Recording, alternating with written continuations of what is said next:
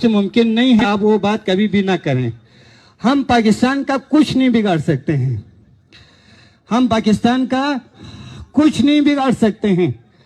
بھائی جس پاکستان کے اندر وقت کے وزیر اعظم کو رات کے 2 بجے کچھ لوگ آ کے ناک کان پکڑ کے اپنے گھر بیچ سکتا ہو، وہاں پہ آپ کس کا کیا اکھاڑ سکتا ہے؟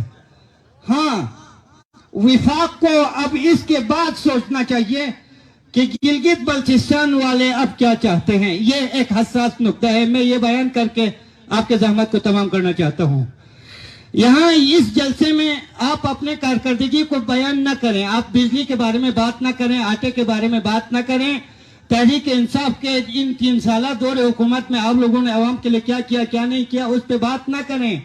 آپ 2 ٹوک موقف بیان کریں، وہ یہ کہ گلگت بلتستان والوں کو سوچنا چاہیے تھا، جاگنا چاہیے تھا، جب رانا ثناء اللہ جیسے عالمی شہرت یافتہ دہشت گرد زمان پارے کے اندر بیٹھے ہوئے گلگت بلتستان کے جوانوں کو دہشت گرد قرار دے رہا تھا۔ اس دن آپ کو سوچنا چاہیے تھا، جاگ جانا چاہیے تھا، آپ کو جاگ جانا چاہیے تھا۔ ایک منٹ، آپ کو جاگ جانا چاہیے تھا جب آپ کے وزیر اعلیٰ اور گورنر سیکورٹی کے ساتھ پاکستان کے دیگر صوبوں کے اندر داخلے کو ایک مردود ملعون حکومت ممنوع قرار دے رہا تھا۔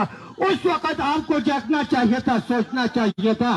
لیکن آج دیر سے ہی اس ملک کے آرمی چیف، اس ملک کے اعلیٰ عدلیہ، اس ملک کے وزیر داخلہ ملعون ثناء اللہ، ہم تم سب کو بتانا چاہتے ہیں، جس ملک کے اندر قانون نہیں ہو، عدل و انصاف نہیں ہو، مساوات نہیں ہو، مواخات نہیں ہو، رحم و کرم نہیں ہو، گلگت بلتستان والے اپنے آئندے کے لائے عمل بہت جلد طے کریں گے۔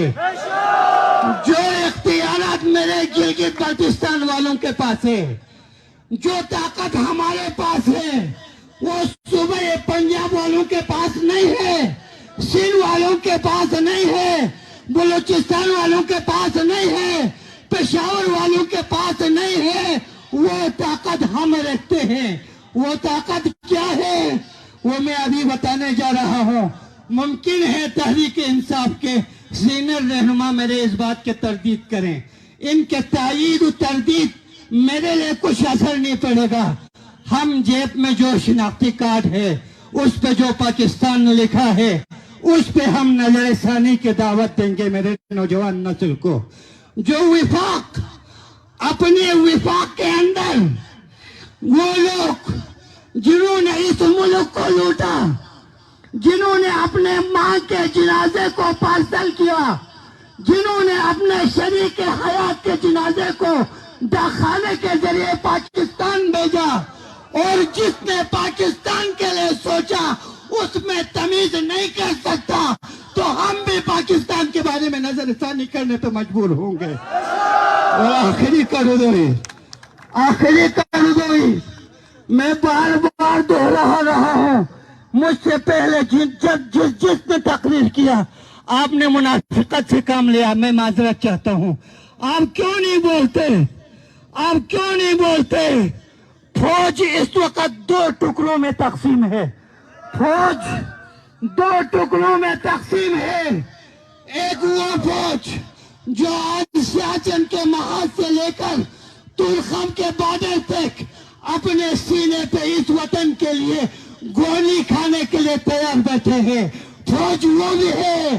اور ایک فوج ملعون شہباز شریف کو بچانے کے لیے پھسپھسی، دلالی، منافقت، چاپلوسی کر رہے ہیں، وہ فوج بھی ہے۔ ہم سلام پیش کرتے ہیں سیاچن سے لے کر تورخم بارڈر تک سینہ سپر کیے ہوئے میرے فوجوں پر میں سلام پیش کرتا ہوں، اس ملک کے لیے شہید ہونے والے ان جوانوں پر، اور میں یادگار شہداء سے لعنت بھیجتا ہوں ضیاء الحق کے پیداوار وہ ملعون حرام خور جلینوں پر۔ والسلام علیکم ورحمۃ اللہ وبرکاتہ. ماشاءاللہ. اس کے بعد